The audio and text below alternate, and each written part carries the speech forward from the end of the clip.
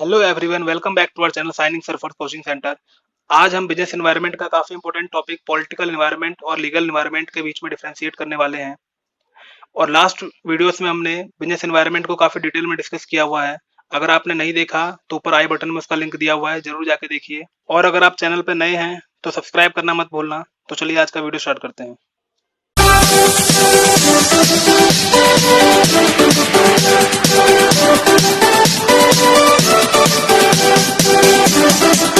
Video start करने से पहले अगर आपका मैथ्स में काफी ज्यादा इंटरेस्ट है तो उससे रिलेटेड जो भी इंपॉर्टेंट टॉपिक्स होते हैं उसके रिगार्ड्स में भी आपको वीडियोस हमारे चैनल पे मिल जाएगा। आप ऊपर आई बटन में लिंक दिया हुआ है, जाके जरूर देखिए। तो चलिए अब हम पॉलिटिकल एनवायरनमेंट और लीगल एनवायरनमेंट के बीच में डिफरेंशिएट देखते हैं। अगर मीनिंग के बिहाफ पर हम दोनों के बीच में डिफरेंस देखें तो पॉलिटिकल एनवायरनमेंट में क्या होता है? Political environment refers to political condition in the country and attitude of the government toward business. यानी कि पॉलिटिकल डिसीजन में क्या होता है कि जो हमारे गवर्नमेंट है, हमारे कंट्री की जो गवर्नमेंट है उसकी कंडीशन क्या है, और दूसरी चीज वो हमारे बिजनेस के प्रति उनका किस टाइप का बिहेवियर है, किस टाइप का एटीट्यूड है। अब यहाँ पर पॉलिटिकल कंडीशन का मतलब क्या है? पॉलिटिकल कंडीशन का मतलब क्या है कि हमारे जो गवर्नमेंट है वो सिंगल गवर्नमेंट है या फिर मिली जुली सरकार है, और वो कितने टाइम तक रहने वाली है, स्टेबल है या फिर नहीं है, ये उसका कंडीशन हो गया पॉलिटिकल कंडीशन। जो हमारी गवर्नमेंट की कंडीशन क्या होगी। दूसरी चीज उसका एटीट्यूड, यानी कि कुछ गवर्नमेंट होती है वो टेक्नोलॉजी को ज्यादा बढ़ावा देती है, कुछ गवर्नमेंट होती है जो कॉटन इंडस्ट्री को ज्यादा बढ़ावा देती है, कुछ गवर्नमेंट होती है जो फॉरेन इन्वेस्टमेंट को ज्यादा बढ़ावा देती है। तो गवर्नमेंट का जो बिहेवियर है वो हमारे बिजनेस के लिए किस टाइप का है, यानी कि हमारा जो बिजनेस है वो हमारा जिस भी फील्ड में आता हो उसके लिए हमारे गवर्नमेंट की क्या सोच है, वो हमारा पॉलिटिकल एनवायरनमेंट होगा। एग्जाम्पल के लिए अगर आप हमारी गवर्नमेंट टेक्नोलॉजी को बहुत ज्यादा प्रमोट कर रही है, टेक्नोलॉजी के रिसोर्स में काफी ज्यादा फंड दे रही है, और हमारा जो बिजनेस है वो टेक्नोलॉजी में ही, आईटी के अंदर ही आता है, तो हमारे बिजनेस को गवर्नमेंट से काफी ज्यादा बेनिफिट मिलेगा। पॉलिटिकल एनवायरनमेंट हमारे बिजनेस के लिए अच्छा होगा। अब हम देखते हैं लीगल एनवायरनमेंट का मतलब क्या है। Legal environment refers to all the sum total of the act passed by the government, judgement of the court and decision by various commission and agency in the country. अब यहाँ पर क्या बताया गया है, कौन कौन से बिल हैं जिसको हमारी गवर्नमेंट ने पास कर दिया है अपने असेंबलीज में, लोकसभा में, राज्यसभा में, और उसको एक एक्ट के रूप में बना दिया है, या फिर जो हमारे जो भी कोर्ट है उसने एक ऐसा कौन सा डिसीजन को एक्ट के रूप में बदल दिया, और एक्ट बदलने के बाद क्या होगा, वो एक लॉ बन जाएगा और उसको फिर आप जल्दी चेंज नहीं कर सकते। तो अगर मैं पॉलिटिकल एनवायरनमेंट और लीगल एनवायरनमेंट के डिफरेंस बताऊं अगर मीनिंग के भी यहाँ पर, तो पॉलिटिकल एनवायरनमेंट क्या होता है बेसिकली, जो हमारे गवर्नमेंट का बिहेवियर कैसा है। अब देखिए बिहेवियर क्या है, अभी वो आईटी सेक्टर के लिए हो सकता है, कुछ टाइम के बाद वो फार्मिंग के ऊपर जा सकता है, तो वो उनका बिहेवियर है वो चेंज हो सकता है अपने 5 साल के अंदर या फिर आने वाले टाइम में। लेकिन लीगल में क्या होगा, अगर उन्होंने कोई एक एक्ट बना दिया, कोई एक बिल बना दिया, फिर वो जल्दी चेंज नहीं होगा, फिर वो अप्लाई होगा ही होगा, वो इन्फोर्स होगा आपके ऊपर, वो आपको अप्लाई करना होगा अपने बिजनेस के ऊपर। अगर लीगल एनवायरनमेंट में ये बोल दिया जाए कि जो भी कंपनीज वगैरह हैं, मान लो जो भी होटल्स वगैरह हैं उसके ऊपर 30% टैक्स लगेगा, तो आपको 30% देना पड़ेगा। और अगर बोले कि आईटी के ऊपर 10% ही लगेगा तो वहां पे 10% ही लगेगा। तो डिपेंड करता है कि जो कौन से ऐसे लीगल एक्ट बना दिए हैं और वो आपके बिजनेस पे किस तरीके से इम्पैक्ट कर रहा है। अब हम आते हैं सेकंड डिफरेंस पे, major element of political environment. अब हम एलिमेंट के यहाँ पर देखेंगे कि पॉलिटिकल एनवायरनमेंट में कौन कौन से फैक्टर हैं जो अफेक्ट करेंगे, और हमारे लीगल एनवायरनमेंट को कौन कौन से फैक्टर है जो अफेक्ट करेंगे। पहले पॉलिटिकल की बात करते हैं। तो पहला यहाँ पर है political stability in the country. Political stability का मतलब क्या है कि हमारे कंट्री की जो गवर्नमेंट है वो कितना स्टेबल है, कितना स्थिर है। यानी कि अगर कोई भी इन्वेस्टर होगा उसको ये भरोसा होगा कि ये गवर्नमेंट अगले 10 साल तक ऐसे ही रहने वाली है, तो और इस गवर्नमेंट का जो बिहेवियर है वो इस सेक्टर में काफी अच्छा इंटरेस्ट आ रहा है, यानी कि इस सेक्टर को ये गवर्नमेंट प्रमोट कर रही है, और अगले 10 साल तक ये गवर्नमेंट तो रहेगी रहेगी। तो हर इन्वेस्टर चाहेगा कि मैं उस वाले सेक्टर में अपना पैसा इन्वेस्ट करूं। अब हम आते हैं सेकंड पॉइंट पे, peace in the country. Peace का मतलब क्या हुआ कि शांति व्यवस्था कैसी है वो किसी देश की। अभी आपने देखा कुछ टाइम पहले कि जो अमेरिका की कंडीशन आजकल कैसे चल रही है, वहां के लोग विद्रोह कर रहे हैं, काफी ज्यादा वायलेंस वहां पे क्रिएट हो रहा है। तो ऐसे कंडीशन में बिजनेस को चलना एक अच्छा नहीं माना जाता, और कोई भी इन्वेस्ट करने से वहां पे एक बार सोचेगा। थर्ड पॉइंट पर आते हैं, attitude of the government toward business. वही चीज कि हमारे गवर्नमेंट का एटीट्यूड कैसा है, हमारे गवर्नमेंट का हमारे बिजनेस के प्रति कैसा एटीट्यूड है। जो मैंने लास्ट पॉइंट में बताया था कि आपका किस सेक्टर में आपका बिजनेस है और आपकी गवर्नमेंट उस सेक्टर को प्रमोट कर रही है या फिर नहीं कर रही है, वो आपका एटीट्यूड हो जाए गवर्नमेंट का। इसके बाद क्या है, टाइप ऑफ गवर्नमेंट।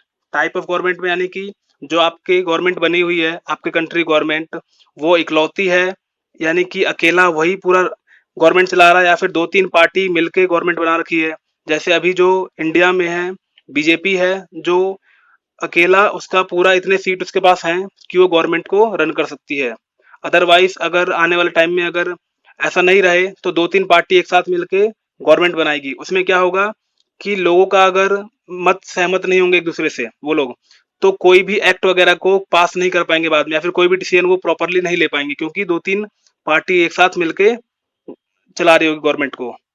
तो वही चीज यहाँ पर है कि पार्टी जो हमारी जो गवर्नमेंट है वो सिंगल पार्टी है या फिर मल्टी पार्टी गवर्नमेंट है। इसके बाद है ideology of the various political parties. ये भी काफी इम्पेक्ट करता है कि जो पॉलिटिकल पार्टीज है उनका आइडियोलॉजी क्या है। आइडियोलॉजी इन द सेंस कि आपने देखा होगा कि कुछ पार्टी होती हैं जो किसानों को ज्यादा प्रमोट करती है, यानी कि वो उनका ये है कि किसानों को लेके चलना है, बस किसान किसान दिखेगा उनको। कुछ होंगे जो बिजनेसमैन को दिखाएंगे बस कि हमें बिजनेसमैन को प्रमोट करना है। कुछ होती हैं जो कास्ट के बिहाफ पर करते हैं कि इस कास्ट को ज्यादा प्रमोट करेंगे। कुछ ऐसे होते हैं पार्टी जो रिलीजन के बिहाफ पर होते हैं कि वो पर्टिकुलर रिलीजन को ही प्रमोट करते हैं। अब हम आते हैं major element of legal environment, यानी कि हमारे जो लीगल इन्वायरमेंट है उसके कौन कौन से फैक्टर हैं जो अफेक्ट करते हैं यहाँ पर, और क्या है वो एलिमेंट्स इसके। पहला है द एक्ट और legislation pass bye the government. जो हमारी गवर्नमेंट ने कौन कौन से एक्ट को पास कर दिए हैं, कौन कौन सा लॉ बन चुका है हमारे गवर्नमेंट के द्वारा, वो होगा पहला चीज। अब वो कैसे इफेक्ट करेगा कि मैंने बताया था अभी कि अगर कोई एक ऐसा एक्ट बनाया गया जिसमें किसी एक पर्टिकुलर सेक्टर को प्रमोट किया जाए, उससे टैक्स कम लिया जाएगा, तो वहां पर क्या होगा, उस सेक्टर के लोगों को जो बिजनेसमैन होंगे उस सेक्टर में उसको बेनिफिट मिलेगा। एग्जाम्पल के लिए अगर गवर्नमेंट कोई एक ऐसा एक्ट बनाती है कि फार्मिंग इंडस्ट्री से हम कोई भी टैक्स नहीं लेंगे, तो फार्मिंग इंडस्ट्री के लोगों को बेनिफिट होगा। अब देखो मैं बताता हूँ एक बात कि जो पॉलिटिकल में क्या था कि वो फार्मिंग को प्रमोट कर रही है, बोल रही है कि फार्मिंग के लिए हम ये करेंगे वो करेंगे, तो लोगों को लग रहा है कि चलो ये फार्मिंग इंडस्ट्री को लेके काफी पॉजिटिव है। लेकिन जब उन्होंने उसको लेके एक लॉ पास कर दिया, एक लॉ बना दिया, तब जाके वो लीगल इन्वायरमेंट के अंदर आ गया कि अब ये लॉ बन चुका है, अब ये जल्दी चेंज नहीं हो सकता। तो वो चीज होता है पॉलिटिकल और लीगल के अंदर। पॉलिटिकल में बस एक बिहेवियर दिखेगा आपका, और लीगल में उसको आपको किस तरीके से आपने इम्प्लीमेंट कर दिया और उसके बाद जो एक लॉ बना दिया है, फिर वो रिजिड हो जाता है, फिर वो जल्दी चेंज नहीं हो पाता। दूसरा पॉइंट था decision taken by various commission. यहाँ पर लीगल एनवायरनमेंट में टोटल डिसीजंस आते हैं जो हमारे गवर्नमेंट के द्वारा लिए जाते हैं या फिर अलग अलग कमीशन के द्वारा लिए जाते हैं। सेकंड पॉइंट में वही है कि जो कमीशन होते हैं, बहुत सारे जो एजेंसी होती है गवर्नमेंट को बहुत सारी कमीशन बना देती है, और उसमें कुछ मेंबर्स होते हैं, वो सब मिलके कोई भी एक डिसीजन लेते हैं, तो उस डिसीजन को भी एक लॉ के रूप में अप्रूव किया जाता है। तो वो सारी चीजें डिसीजंस होंगी हमारे लीगल एनवायरनमेंट में। तीसरा है जजमेंट ऑफ कोर्ट। जो कोई भी हमारा सुप्रीम कोर्ट है, सुप्रीम कोर्ट ने जो डिसीजन लिया, कोई भी एक जजमेंट दिया किसी चीज के ऊपर और उसको एक लॉ के रूप में कन्वर्ट कर दिया, तो अगली बार से कभी भी ऐसा कुछ होगा तो उसी डिसीजन को, उसी लॉ को माना जाएगा। तो सेम कोर्ट के द्वारा अगर कोई जजमेंट दिया जाता है तो वो भी उसी के अंदर आएगा। अब हम यहाँ पे कुछ एग्जांपल समझ सकते हैं कि पॉलिटिकल एनवायरनमेंट का किस तरीके से इम्पैक्ट पड़ा हमारे बिजनेस के ऊपर। तो 1977 में क्या था कि the Janata government adopted a stringent attitude toward the multinational company. As a result of this attitude, the multinational companies like IBM and the Coca-Cola had to ignore India. पहले एग्जाम्पल में दिया हुआ है कि 1977 में जो जनता गवर्नमेंट थी उनका मल्टीनेशनल कंपनी के लिए बिहेवियर उतना अच्छा नहीं था, वो उतना उन लोगों को सपोर्ट नहीं कर रहे थे, उनके खिलाफ काफी ज्यादा स्ट्रिक्ट एक्शन ले रहे थे। तो इससे क्या हुआ, काफी ज्यादा मल्टीनेशनल कंपनी इंडिया छोड़ के चली गई। जैसे एग्जांपल के लिए आईबीएम और कोकोला का एग्जांपल यहाँ पर दिया हुआ है, तो वो लोग यहाँ से मूव ऑन कर गए। अब सेकंड पॉइंट में क्या लिखा है, the new government encourage the multinational company for investment.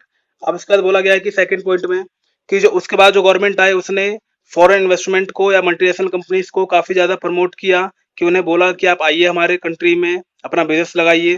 तो इससे क्या हुआ, कोको कोला कंपनी दोबारा इंडिया में आ गई। आजकल आप देख रहे हो कोको कोला कितने सारे प्रोडक्ट यहाँ इंडिया में बिकते हैं।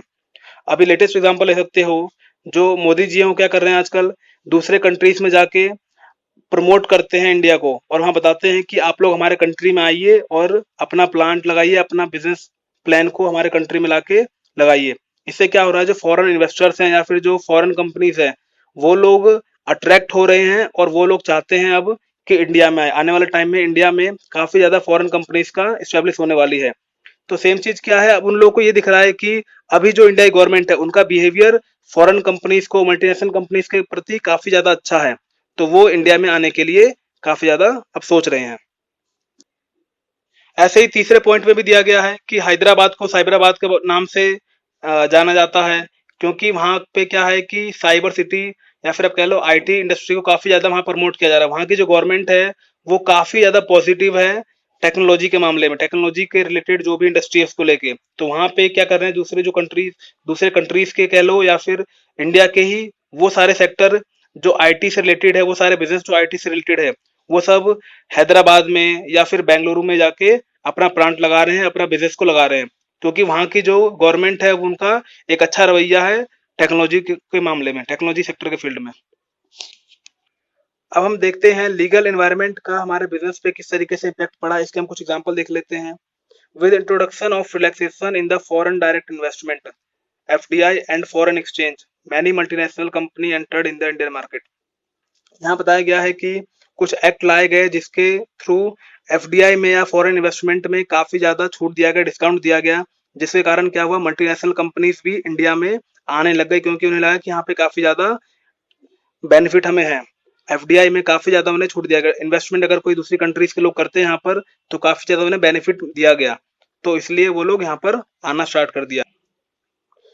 दूसरा एग्जांपल आप देख सकते हो जीएसटी का, जो आपको जल्दी समझ में आएगा क्योंकि ये आप लोग का लाइव है, कि कुछ टाइम पहले तक हमारा जो टैक्स का सिस्टम था एक अलग ही था, लेकिन उसके बाद क्या किया, गवर्नमेंट ने एक एक्ट पास किया जिसके बाद जो टैक्स का सिस्टम है उसको जीएसटी के रूप में कन्वर्ट कर दिया गया। अब क्या होगा कि जो भी टैक्स सिस्टम पहले चलता था उस सबको एक मॉडिफाई करके जीएसटी के रूप में बदल दिया है, और इसके लिए एक एक्ट ला दिया, यानी कि अब ये जीएसटी के रूल पे ही चलेगा जब तक दूसरा कोई एक्ट पास नहीं होगा। तो सेम ये क्या है, एक लीगल एनवायरनमेंट का पार्ट है, क्योंकि अब इसको लीगली अप्रूव कर दिया गया टैक्स सिस्टम को जीएसटी के रूप में। अगर बहुत शॉर्ट में हम समझे लीगल और पॉलिटिकल एनवायरनमेंट को, तो पॉलिटिकल एनवायरनमेंट में क्या है कि जो हमारे कंट्री की जो गवर्नमेंट है उसका बिहेवियर कैसा है हमारे बिजनेस के प्रति, या फिर वो उसका आइडियोलॉजी क्या, किस चीज को ज्यादा प्रमोट कर रही है, वो उनका पॉलिटिकल एनवायरनमेंट हो गया हमारा। और दूसरी चीज क्या है लीगल एनवायरनमेंट में, क्या है कि उनके द्वारा बनाया गया कोई भी एक्ट जो लीगली अप्रूव्ड है, जो एक आपका लॉ बन चुका है, जिसको आप चेंज नहीं कर सकते, चेंज होने में एक टाइम लगेगा, एक प्रोसीजर होगा काफी ज्यादा, और वो आपके ऊपर इन्फोर्स होगा, वो आपको मानना ही मानना है, वो आपका लीगल एनवायरनमेंट हो गया। जो बहुत सारे लॉ होते हैं, कंपनी एक्ट है, सब एक लॉ है, या जीएसटी कह लो, ये सब एक लॉ बना हुआ है जिसको आप नहीं मानो ऐसा पॉसिबल ही नहीं है, आपको मानना ही पड़ेगा। तो ये थे कुछ हमारे पॉलिटिकल एनवायरनमेंट और लीगल एनवायरनमेंट के बीच में डिफरेंशिएशन। अगर आप चैनल पर नए हो तो आप सब्सक्राइब जरूर कर लें। आने वाली नेक्स्ट वीडियो में हम इस चैप्टर को डिटेल में डिस्कस करेंगे। Thank you very much. अगर आपको वीडियो अच्छी लगी तो लाइक करें, शेयर करें, सब्सक्राइब करें और फॉलो करें।